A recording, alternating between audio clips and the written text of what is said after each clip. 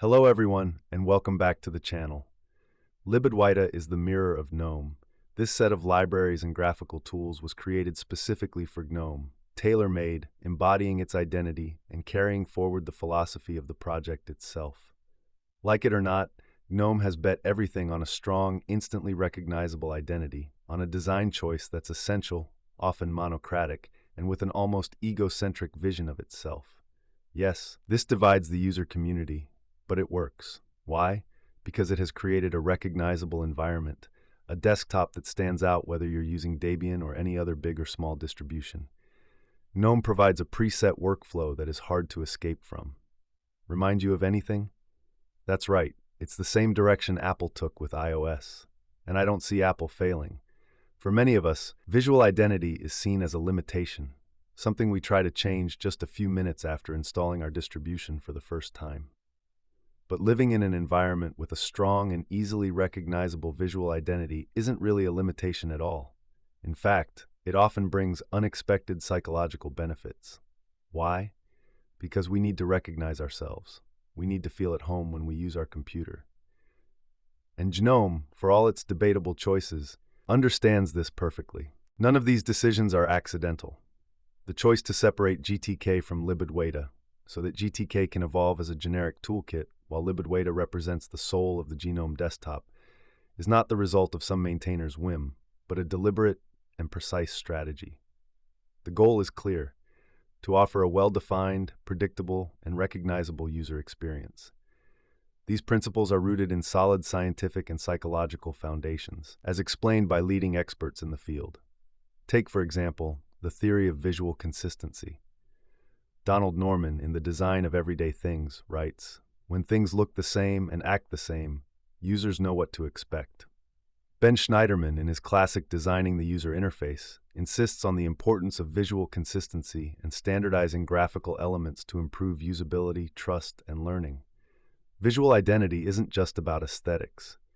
Bruce Tognazzini, former Apple designer, in his first Principles of Interaction Design, says that the immediate recognizability of a software environment strengthens the sense of belonging and security for the user. That's why GNOME, with its distinctive identity, can genuinely make users feel at home, lowering the anxiety of novelty and improving psychological comfort. There's no shortage of specific studies on aesthetics and perceived usability, like the aesthetic usability effect from the Nielsen-Norman Group. According to this research, users perceive more beautiful interfaces as easier to use, even if they aren't objectively so. Aesthetics and recognizability increase user trust and satisfaction. On a practical level, uniformity and reducing complexity are crucial. Jacob Nielsen, one of the fathers of usability, writes in his book, Usability Engineering, "Users should not have to wonder whether different words, situations, or actions mean the same thing. Consistency reduces the learning burden." In other words, consistency reduces cognitive load and makes learning easier. Finally, the study Mental Models and the Design of User Interfaces by Young confirms that a predictable and consistent interface helps users build solid mental models, making interaction more efficient and natural.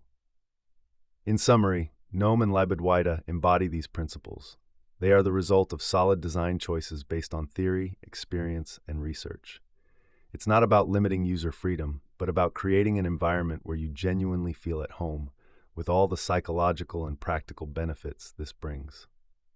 And let me be clear, this isn't meant to be a sugar-coated praise of GNOME, but a simple observation.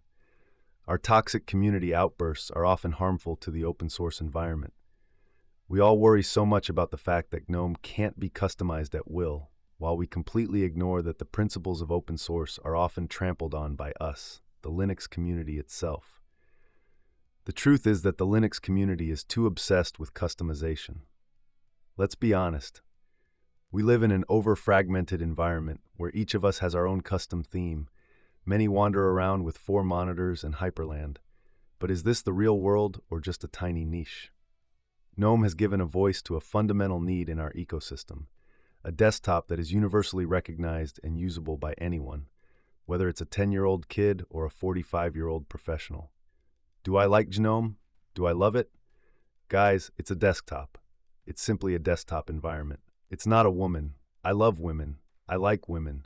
I'm not software sexual.